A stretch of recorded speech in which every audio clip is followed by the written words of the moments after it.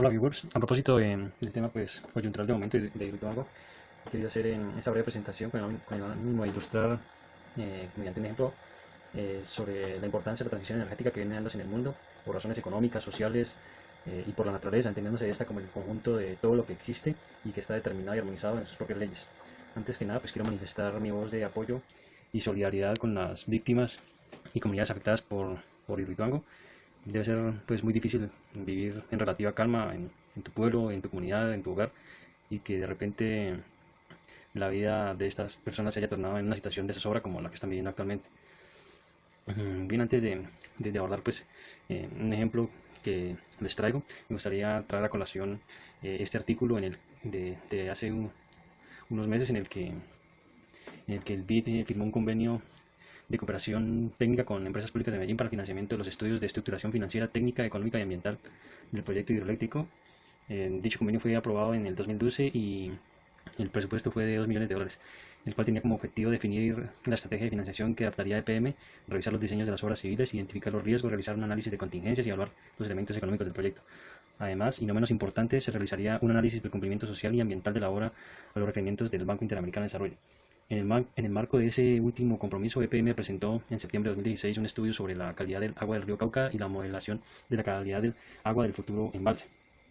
Con ese antecedente, la Corporación Interamericana de Inversiones, IIC por sus siglas en inglés y que ahora se denomina IDB Invest, y del grupo del BID, y quien financia proyectos sin garantía soberana al sector privado, aprobó un préstamo por un periodo de 12 años a EPM por un valor de $550 millones. El proyecto fue clasificado por el BID en la categoría A, es decir, la de mayor riesgo socioambiental, lo cual obligaba a IDB Invest a garantizar el riguroso cumplimiento de su política de salvaguardas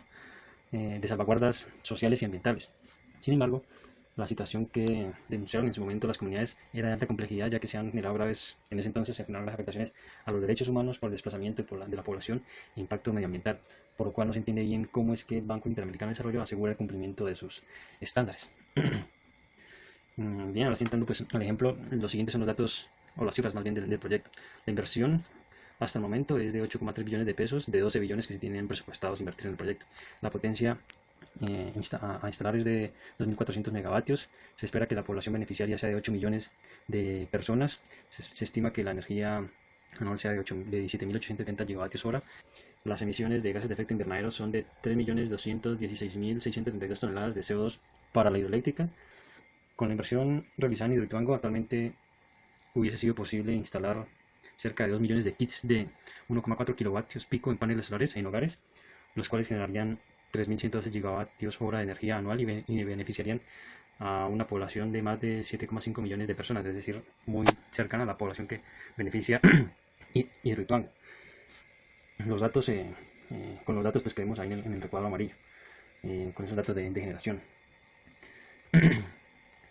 Con esos datos del cuadro amarillo, es decir, en esas condiciones, cada kit se amortizaría en 5 años, como se muestra en la gráfica.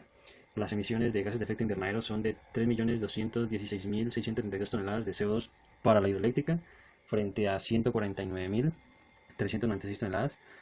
para los cerca de 2 millones de kits de 1,4 kilovatios pico en paneles solares. Bueno, pues la primera, digamos, conclusión que salta a la vista es que es obvio que el costo de generación de las hidroeléctricas a gran escala es mucho menor que el costo de generación de la energía solar fotovoltaica, ya que a pequeña escala. Pues el costo de generación, como vimos, es de alrededor de 15 pesos frente a 117 pesos, que es el de un kit de energía solar bajo este contexto. Sin embargo, la generación centralizada requiere de redes de transporte que junto con la comercialización representan el 65% de los costos.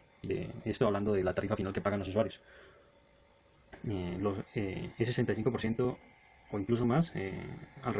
decir, más del 60% de esos costos se pueden ahorrar con la autogeneración de energía solar, ya que la energía se genera en el lugar de consumo. Además, se evitan pérdidas en las redes y costos de nueva infraestructura. Otro aspecto importante a favor de la autogeneración con energía solar es la complementariedad que ésta le brinda a las hidroeléctricas, ya que en épocas de sequía aumenta la radiación solar y viceversa.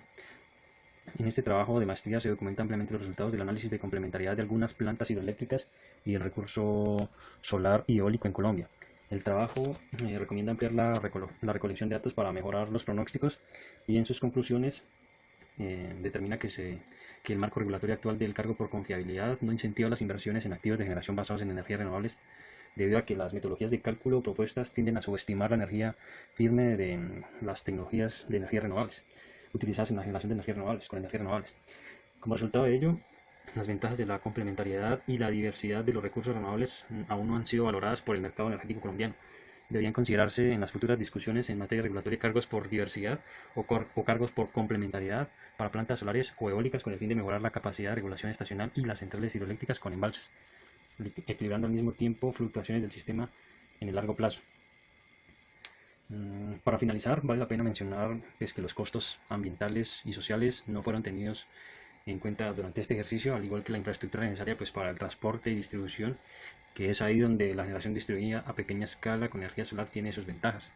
porque evita, como ya se dijo, pérdidas causadas en los sistemas o en las redes de distribución por cuanta energía se genera en lugar de consumo, y por la misma razón se evitan inversiones en nueva